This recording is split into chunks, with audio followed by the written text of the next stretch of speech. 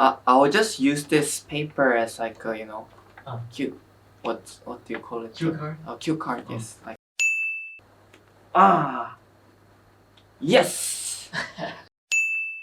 우리 둘이 안녕하세요. Hello everyone. So today you might be wondering, where's the other guy? Don't worry. That's because we have started our new content, which is 코터뷰. So 코터뷰 is Korean interview where we are interviewing Korean learners. Alright, so here we have our first guest. So for people who don't know who you are, can you introduce yourself? Yep. 안녕하세요. My name is Pai, as you can see. For some of you, you would have seen me together with Sogi in this channel. But today, he called me to do something. I'm not sure. He said it's an interview, but I don't know what the content is about. Yeah, tell me. Hi. Our today's very first question is, so how long have you learned Korean language? So I've learned it until today. It's about 6 years. 6 years, wow. So what was the most difficult thing that you have faced while learning this language? When I first started learning Korean, I think the sentence order, the sentence structure of Korean was very confusing to me because everything in Korean is the opposite from my mother tongue. Which is English? Yes. Okay. 6 years is quite a long time. Then what would you say is the very first reason that you got into this language? So many years ago in my school, I had a few Korean friends and they always spoke Korean when I was around, especially 이 녀석. Every time I heard their conversations, I felt that Korean language sounded like a very soft and gentle language to me, and I really wanted to know what exactly it means. So you're talking about the intonation and the sound itself. Exactly. Yeah. So you would say the very first reason that you got into Korean language is out of curiosity. Yeah, exactly. Okay. So that was the very first reason, but 6 years I would say is very long period that you've learned Korean language, and now you have reached sort of advanced level in this language. So what kept you going? Like, what was the reason that you didn't give up this language? Honestly, I thought that I would be able to marry IU in the future. Wow, all the IU fans attack him! 뚝배기.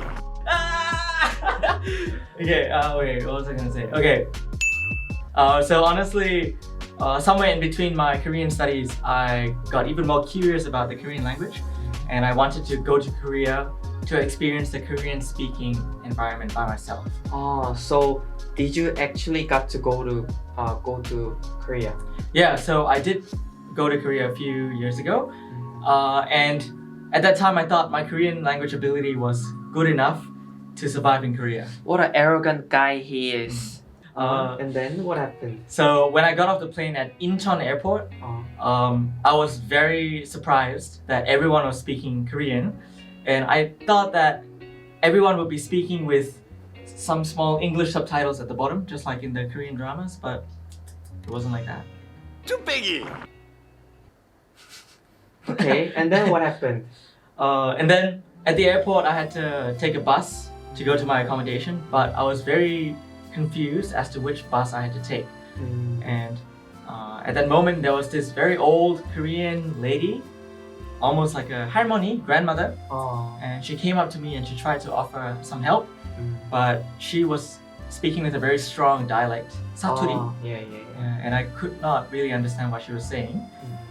And at that moment also, another Korean high school student came to help us, and eventually because of all of them, I was able to get on the right bus to go to my accommodation. So were they someone that you knew? No, I didn't know them at all, and I was actually very surprised that strangers would come up to me and offer me help, even though I didn't look like a Korean. What did that incident sort of meant for you? Well, I was very, very touched by that incident, and the more I think about it, actually, my Korean teacher, she taught me this word called jong, okay? And she told me jong meant kindness, but at that time I just understood it as, oh, it was simply just kindness. But after that incident, so many other similar incidents happened to me in Korea, where I could feel this Korean jong. I felt that the meaning of jong isn't just simply kindness, and it has a lot more deeper meaning to it. Okay. As an advanced Korean learner yourself, what does Korean language mean to you in your life? So initially it was just a tool for me to communicate and do some hunting. Oops. Like really? It was just a tool for me to communicate with my Korean friends. But eventually I realized that a lot of the aspects of Korean culture and Korean history is embedded in the Korean language. And the more I started learning it, the more I started to open my mind and my heart. Sorry, that's the same thing. The more I started learning it, the more I felt that I was opening my mind and my eyes to the Korean culture and Korean history and the broader Korean people in general. That's very interesting. For our last question, is there any advice or something that you would like to say to new learners or beginner level Korean learners? So the advice I would give to any of the beginners who are watching this video, don't just treat Korean language as simply another language that you're learning, but rather think of it as a doorway, as like a gateway to Korean culture, Korean history, and understanding Korean people in general. Because I guarantee you that when you start learning Korean, at the end of it, you won't just come out with Korean language ability, but you will also become someone who understands Korean culture a lot and someone who is able to understand how Korean people think. So you mean the Korean culture, history, their mindset is embedded in the language.